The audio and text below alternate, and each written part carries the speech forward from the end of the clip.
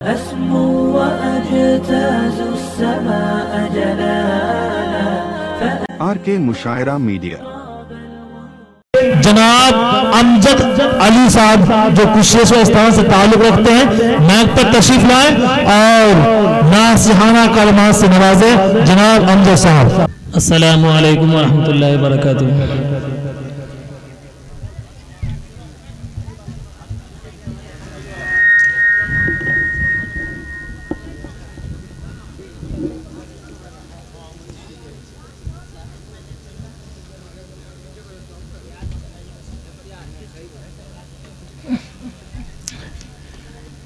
جلدی سے بیٹھ جائیں، جلدی سے بیٹھ جائیں۔ الحمدللہ الحمدللہ وکفا وسلام علی عبادہ الذین اصطفی، اما بعد فقد قال اللہ تبارک و تعالی فی القرآن المجید والفرقان الحمید، فاعوذ باللہ السمیع العلیم من الشیطان الرجیم، بسم اللہ الرحمن الرحیم۔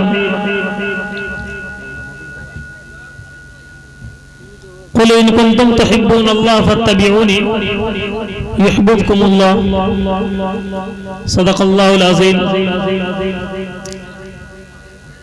کی محمد سے وفا تو نے تو ہم تیرے ہیں، کی محمد سے وفا تو نے تو ہم تیرے ہیں، یہ جہاں کیا چیز ہے کہ لوح و قلم تیرے ہیں۔ سب سے پہلے مشیت کے انوار سے، سب سے پہلے مشیت کے انوار سے نقش روئے محمد سجایا گیا، اور پھر اسی نقش سے مانگ کر روشنی بزم کون و مکہ کو سجایا گیا۔ میرے محترم بزرگ اور دوستو،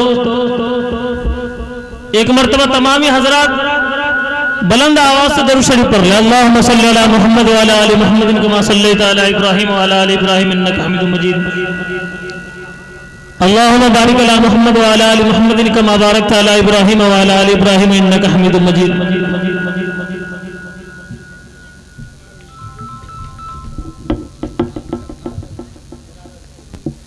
جوگندر پرساد کی طرف سے مسجد کے تعین کے لیے پودار ان کی طرف سے 1100 روپے اللہ قبول فرما لے، ان کی جان مال عزت آبرو کی حفاظت نصیب فرما دے، آمین ثم آمین۔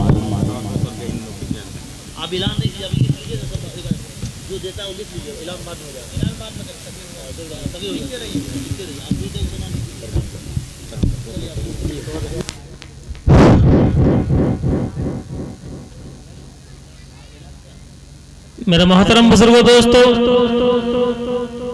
اللہ تبارک و تعالیٰ کا بہت بڑا احسان اور کرم ہے کہ جس نے ہم سب کو انسان بنایا اور مزید کرم یہ فرمایا کہ انسانوں میں بھی اللہ تبارک و تعالیٰ نے ہمیں اور آپ کو ایک ایسے نبی،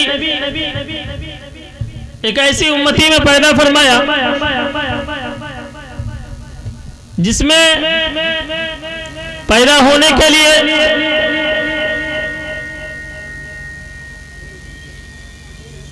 تمام بڑے بڑے لوگ اپنی خواہشیں ظاہر کیا کرتے تھے۔ میرے محترم بزرگوں دوستو، یہ اللہ تبارک و تعالیٰ کا احسان اور کرم ہے کہ جس نے ہم سب کو امت محمدیہ میں پیدا فرمایا۔ میرے محترم بزرگوں اور دوستو، ابھی میں نے آپ حضرات کے سامنے قرآن کریم کی ایک آیت کا تلاوت کا شرف حاصل کیا جس میں اللہ تبارک و تعالی مسلمانوں سے کہہ رہے ہیں کہ نبی آپ لوگوں کو کہہ دیں کہ اگر تم واقعی خدا سے محبت کرتے ہو، اگر تم واقعی خدا سے محبت کرتے ہو تو اے نبی آپ کہہ دیں کہ اگر تم واقعی خدا سے محبت کرتے ہو تو فاتبعونی، میری اتباع کرو، میری اتباع کرو۔ ذرا توجہ سے سنیں، خدا کہہ رہے ہیں کہ اگر واقعی تم خدا سے محبت کرتے ہو، اللہ کے نبی کو یہ حکم دیا جا رہا ہے کہ نبی آپ کہہ دیں قل ان کنتم تحبون اللہ فاتبعونی، کہ اگر تم واقعی خدا سے توبہ کرو۔ اب یہیں سے ایک جملہ عرض کر رہا ہوں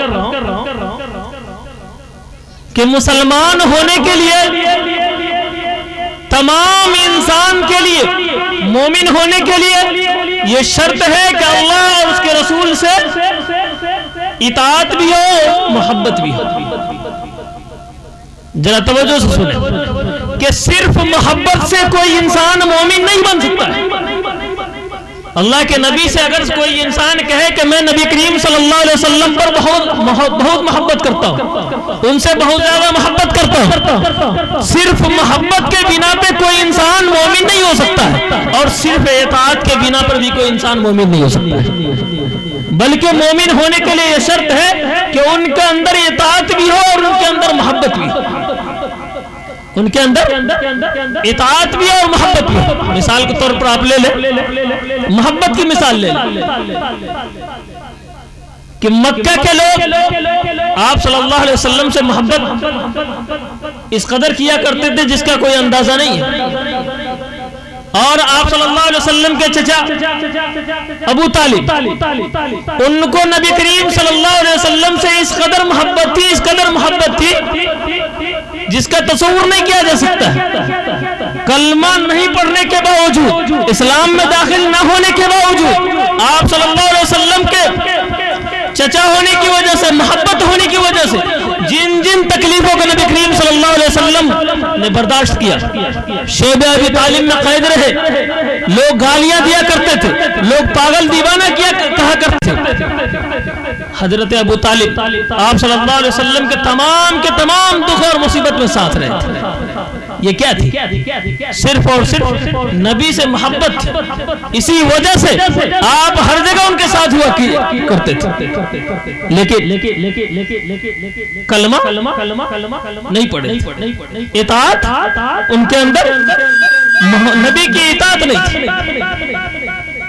محبت تو تھی لیکن نبی جس کام کو کرنے کا حکم دیتے تھے وہ کام نہیں کرتے تھے۔ اور دوسری مثال لے کہ اگرچہ ان کے اندر اطاعت ہے اور محبت خالی، کسی انسان کے اندر نبی کریم صلی اللہ علیہ وسلم کی اطاعت ہے اور محبت خالی ہے، پھر بھی وہ کامل مومن نہیں ہو سکتا۔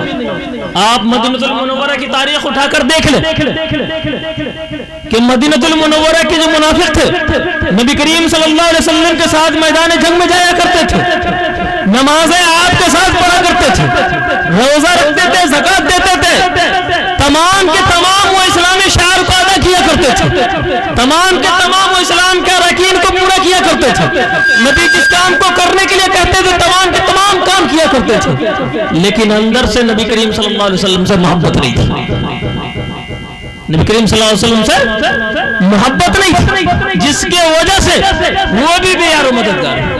تو پتہ کیا چلا کہ صرف محبت سے کوئی کامل ایمان نہیں ہو سکتا ہے، اور صرف اطاعت سے بھی کوئی کامل ایمان نہیں ہو سکتا۔ تو ہمارے لیے ضروری ہے کہ اگر واقعی ہم مسلمان اور کامل مومن بننا چاہتے ہیں تو ہمارے لیے ضروری ہے کہ ہم اپنے زبان پہ بھی نبی کا نام لیں تو اپنے عمل سے بھی نبی کا کام کریں۔ یہی وجہ ہے کہ قرآن نے کہا کہ وَرَفَعْنَا لَكَ ذِكْرَكَ، کہ نبی ہم نے آپ کے نام کو بلند کر دیا، وَرَفَعْنَا لَكَ ذِكْرَكَ۔ اور اس بات سے پتہ یہ بھی چلتا ہے کہ نبی جس کام کو کرنے کا حکم دے وہ کام انسان کر لے تو عبادت ہے، اور نبی جس کام سے منع کر دے اس کام سے رک جائے تو عبادت ہے۔ مثال کے طور پہ آپ لے لیں، چند جو چار بات میں کہوں گا پھر اپنی جگہ لے لوں، کہ نماز بذات خود نماز جو ہے کوئی بری چیز نہیں ہے، نماز بذات نماز کوئی بری چیز نہیں ہے، انسان اگر نماز پڑھے تو ثواب ملتی ہے اور اس پہ اجر کا وعدہ ہے، لیکن اگر وہی نماز کوئی انسان اشراق کے وقت ادا کرے یا چاشت کے وقت ادا کرے یا غروب، اگر وہی نماز کوئی انسان اگر زوال کے وقت ادا کرے، ہاں زوال کے وقت ادا کرے یا طلوع آفتاب کے وقت ادا کرے یا غروب آفتاب کے وقت ادا کرے، یعنی ایسے ایام میں ان نماز کو ادا کرے جس ایام میں نماز کو ادا کرنے سے اللہ کے نبی نے منع کیا، وہ کتنے اوقات ہیں؟ कितने ऐसे औकात है जिन औकात में नमाज को पढ़ना रोका गया। ये 3 औकात है। हालांकि मैं आप हजरात से तवज्जो चाहता हूं कि हालांकि नमाज के अंदर कोई कमी कोई कोताही नहीं। वही नमाज जो हम फजर में पढ़ते हैं तो हम पे वादे और इनाम इकराम का वादा किया जाता है। वही नमाज जब ज़हर में पढ़ते हैं तो उसमें सवाब मिलती है। वही नमाज जब मगरिब और इशा में पढ़ते हैं तो हमें नमाजी और हमें सवाब की फजीलतें सुनाई जाती है। लेकिन जब वही नमाज हम तुले आफ्ताब या गुरूब आफ्ताब या ज़वाल के वक्त पढ़ते तो हमें मना किया जाता है कि आप रुक जाए। तो पता क्या चला, नमाज के अंदर कोई खराबी नहीं। वही सूरह फातिहा, वही दरूद, वही तहियात, वही कुरान की आयतें हैं, वही सारी चीजें जो हम फजर में पढ़ते हैं, जोहर में पढ़ते हैं, असर में पढ़ते हैं। लेकिन यहाँ इस बात का पता चलता है कि अल्लाह के नबी ने हुक्म दिया है कि ऐसे वक्त में नमाज को न पढ़ो। तो गोया कि यहाँ पे नमाज का न पढ़ना इबादत है। यहाँ पे नमाज का न पढ़ना इबादत है। और जिस वक्त में नमाज को पढ़ने का हुक्म दिया गया वहां पढ़ लेना इबादत है। तो नबी जिस काम से रुक जाए उस काम को रुक जाना इबादत है। नबी जिस काम को कहने को हुक्म दे दे उस काम को कर लेना इबादत है। मेरे मोहतरम बुजुर्गों, दोस्तों, तो मैंने आप हजरात के सामने जो कुरान की आयत पढ़े थे उसके अंदर यही चीज कहा गया कि नबी अगर वाकई तुम खुदा से मोहब्बत करते हो तो नबी जिस काम का हुक्म दे उस काम को कर गुजरो और जिस काम से मना करे उस काम से रुक जाओ। आज हम में से बहुत सारे ऐसे हजरात हैं और अच्छी तरह हम लोग जानते हैं, हम में से सब हर एक को पता है कि आज हमारा किरदार और अमल, आज हमारा गुफ्तार, आज हमारा मुआशरा, आज हमारा मोहल्ला, आप जिधर देखें जिस तरफ देखें कि सिर्फ और सिर्फ नाम का मुसलमान रह गया। न हमारी जिंदगी के अंदर, न हमारी जिंदगी के अंदर, न हमारे कारोबार के अंदर, न हमारे तिजारत के अंदर, न हमारे मुआशरे के अंदर इस्लामियत नाम की चीज ही मिलती चली गई। इस्लामियत नाम की चीज ही मिलती चली गई। तो हम जुबान से कलमा पढ़ते तय्यबा ला इलाहा इल्लल्लाह मुहम्मदुर रसूलुल्लाह, और भी हमारा अखलाक इतना बद से बदतर होता चला जा रहा है कि अगर कोई इंसान सोच ले तो उसे गवारा नहीं किया जा सकता। मेरे मोहतरम बुजुर्गों, तो हमारे लिए ये सोचने और समझने की बात है कि आज हम मुसलमान हैं और कहां किस हाल में चले जा रहे हैं। एक जमाना था कि जब हम ही मुसलमान थे, कम तादाद में थे, कम थे, लेकिन नबी करीम सल्लल्लाहु अलैहि वसल्लम की सुन्नतों पर और उनके इरशादात पर इस कदर अमल थे तो जिनका कोई अंदाजा नहीं लगाया जा सकता है। तो उस वक्त हमारा आलम यह था कि हम 22 लाख मुरब्बा मील पे हुकूमत किया करते थे। जिस तरफ कदम बढ़ाते बढ़ते चले जाते थे, बातिल की कोई ताकत हमारी राह में हाइल नहीं हो सकती थी। हालत का नक्शा अल्लामा इकबाल ने इन अल्फाज में खींचा है कि मगरिब के वादियों में गोदी अज़ा हमारी, मगरिब के वादियों में गोदी अज़ा हमारी, थमता न था किसी से सैले रवा हमारा। लेकिन आज हमारा हालत ये हो गया है कि हम मोहम्मद सल्लल्लाहु अलैहि वसल्लम की तारीख को भुला बैठे, उनके किरदार को भुला बैठे, उनके अखलाक को भुला बैठे, और आज हमारा अखलाक, हमारा किरदार, हमारा गुफ्तार गैरों का होता चला गया, जिनका नतीजा और खामियाजा हमें ये भुगतना पड़ता है। आज हमें और आपको अपने आप को मुसलमान पेश होने का झूठा दावा भी नहीं कर सकते। अगर अपने आप को आज मुसलमान कहते हैं तो कुछ लोगों को शर्म आती कि नऊजुबिल्लाह हम दाढ़ी रखकर कैसे मोहल्ले के अंदर जाएंगे, बाजारों में जाएंगे, कैसे हम लेन देन खरीदो फरोख्त करेंगे, कैसे दुनिया की कामें करेंगे। तो मेरे मोहतरम बुजुर्गों, दोस्तों, यकीनन जानिए ये हमारे लिए बहुत अफसोस का मकाम है कि एक तरफ हम कलमा पढ़ते हैं और नबी सल्लल्लाहु अलैहि वसल्लम से मोहब्बत का दावा करते हैं और फिर दूर दूर तक हमारा उनसे रिश्ता और ताल्लुक नहीं।